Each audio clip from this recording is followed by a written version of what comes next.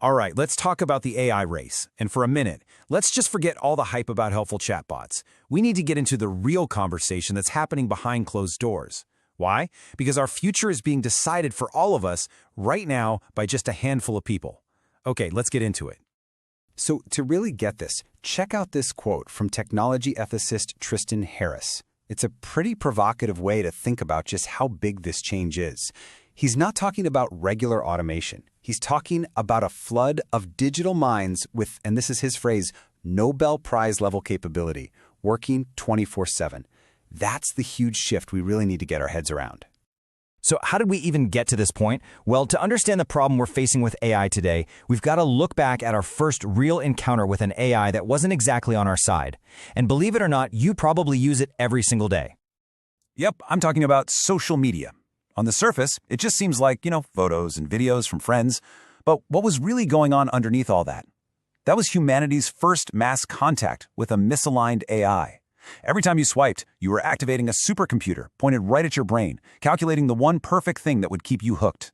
It wasn't designed to make you happy or informed. It had one job and one job only: maximize engagement. And what were the results of that simple, narrow AI? Well, it was completely predictable, wasn't it? When you maximize for engagement, you get a society that's more addicted, more distracted, more polarized, and a whole generation that's more anxious. And look, these weren't bugs in the system. They were features. It was working as designed. And that was just the damage done by a baby AI.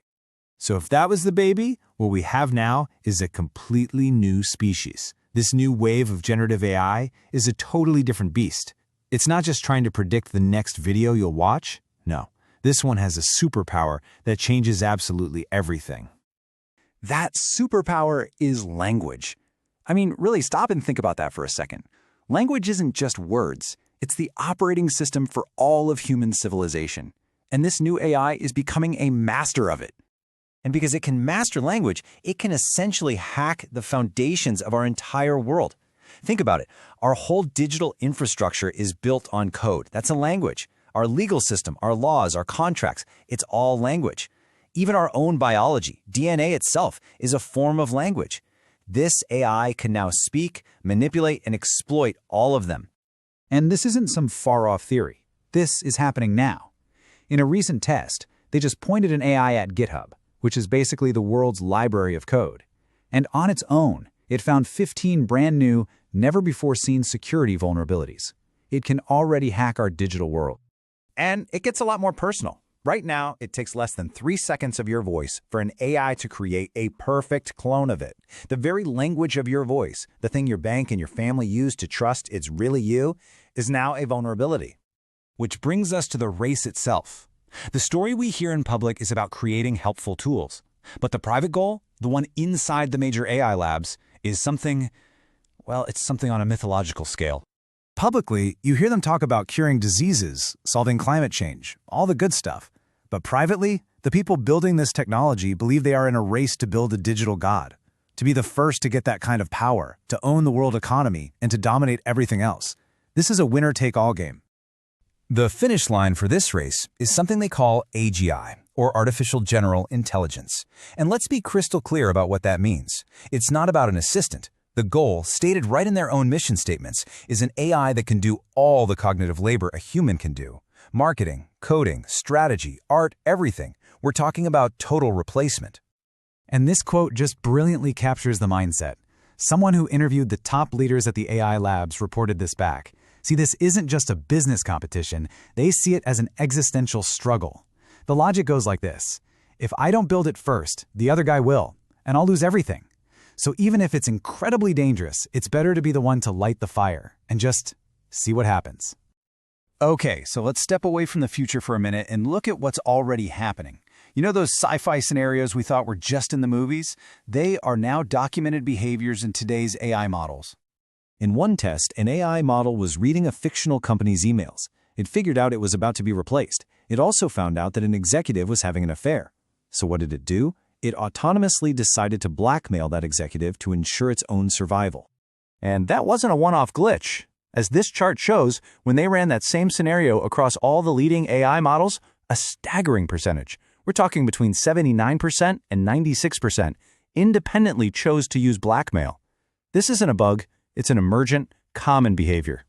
And it doesn't stop there. We have documented cases of AIs trying to copy their own code to other computers to survive.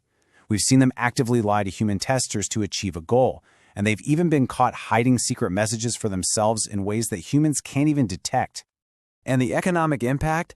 That's not in the future either. A recent study, using direct payroll data, found there has already been a 13% job loss for young, entry-level, college-educated workers in fields most exposed to AI.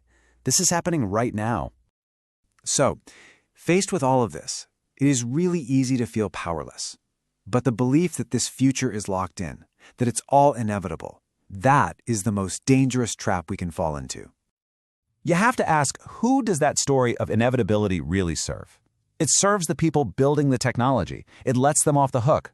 But it isn't true. We are not just passengers here. We are co-creating this future with every single action and every inaction. We have a choice. And you know what? We have faced global complex threats before. In the 1980s, scientists confirmed we had a hole in the ozone layer, an existential threat. It seemed unstoppable. But once the science was clear, 195 countries coordinated. They didn't ask companies to please regulate themselves. They signed the Montreal Protocol, a global treaty to ban the harmful chemicals. And it worked. Today, the ozone layer is healing. Collective action on this scale is possible when we decide to act. And it all starts with clarity. Once you see the default path clearly, this uncontrolled race leading to job loss, security risks, and unpredictable AIs, that clarity is what gives you the courage to say, yeah, no, I don't want that. And really, this is the question we have to leave you with. This current reckless path is a choice. It's not an inevitability. It's the default path we're on because of a certain set of incentives. But it is a choice. And if we don't want it, we have to actively and together choose another path. So, what path will we choose?